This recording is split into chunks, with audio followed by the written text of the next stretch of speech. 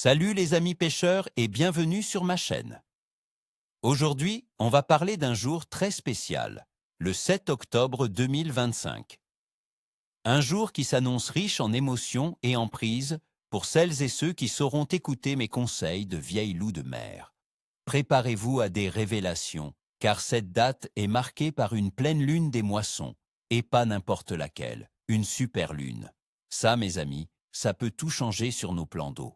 Restez connectés, parce que je vais vous donner les clés pour transformer cette journée en une session de pêche mémorable, que vous soyez en rivière, en lac ou sur nos magnifiques côtes françaises. Passons maintenant aux espèces qui vont nous intéresser ce 7 octobre 2025. On va se concentrer sur quelques cibles de choix, parce qu'en octobre, l'activité est à son comble pour certains de nos amis à nageoires. Commençons par le roi de nos eaux douces, le brochet. Avec la baisse des températures de l'eau, nos brochets commencent leur frénésie alimentaire, se préparant pour l'hiver. Vous les trouverez principalement dans les grandes rivières, les lacs et les étangs, là où les bancs de poissons blancs se regroupent. Cherchez-les près des herbiers, le long des bordures encombrées de bois morts, et sur les plateaux peu profonds bordés de zones plus profondes.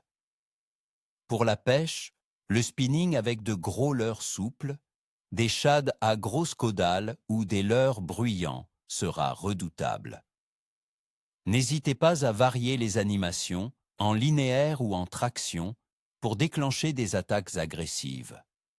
C'est le moment d'utiliser des leurres que vous n'auriez pas osé sortir en été.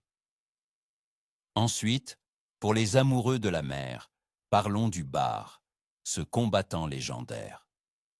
Octobre est une période excellente pour le traquer sur la façade atlantique, notamment dans des zones comme le bassin d'Arcachon. Le bar affectionne les zones où les vagues apportent oxygène et nourriture, donc privilégiez les courants, les veines d'eau le long des côtes atlantiques. En cas de houle ou de mauvais temps, les zones abritées à l'intérieur des bassins, sur les bancs de sable et près des parcs à huîtres peuvent être très productives. Pour le matériel, le spinning avec des leurres de surface, des poissons nageurs ou des leurres souples sera idéal. Adaptez-vous aux conditions de la mer, mes amis. Et enfin, n'oublions pas la dorade. Cette espèce noble, comme certains l'appellent, est également très présente en octobre sur nos côtes. Vous la trouverez sur les fonds rocheux ou sablonneux, souvent à proximité des parcs à huîtres où elle vient se nourrir. La pêche au posé avec des appâts naturels comme le ver, le crabe ou des coquillages sera la technique de choix. Une ligne discrète et de bons appâts feront la différence. Maintenant, décortiquons les conditions du 7 octobre 2025. La météo générale en France pour cette période d'octobre s'annonce plutôt clémente. Pour le 7 octobre, nous attendons des températures minimales autour de 8 degrés Celsius et des maximales atteignant les 18 degrés Celsius. Le temps sera partiellement nuageux, avec une faible probabilité de pluie, environ 10%. Le vent devrait être léger à modéré, ce qui est une excellente nouvelle pour le confort de pêche et la visibilité sur l'eau.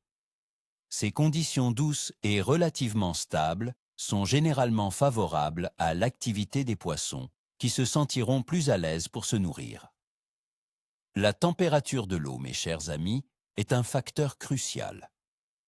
En début octobre, la température de surface de l'eau dans les rivières et lacs tend à baisser, passant d'environ 16 degrés à 14 degrés Celsius au cours du mois.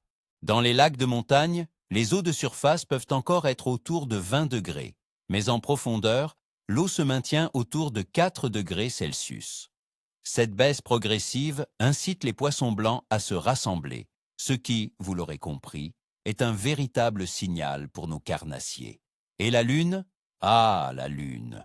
Le 7 octobre 2025, nous aurons une pleine Lune et, qui plus est, une super Lune des moissons. Elle atteindra 100% d'illumination. Les pêcheurs ont souvent des avis partagés sur la pleine Lune.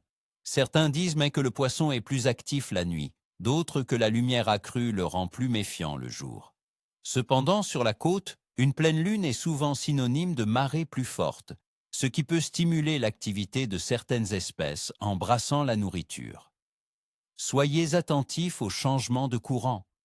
Au vu de toutes ces informations, mon pronostic pour le 7 octobre 2025 en France est un bon à très bon niveau de pêche, surtout pour les carnassiers en eau douce et les espèces côtières.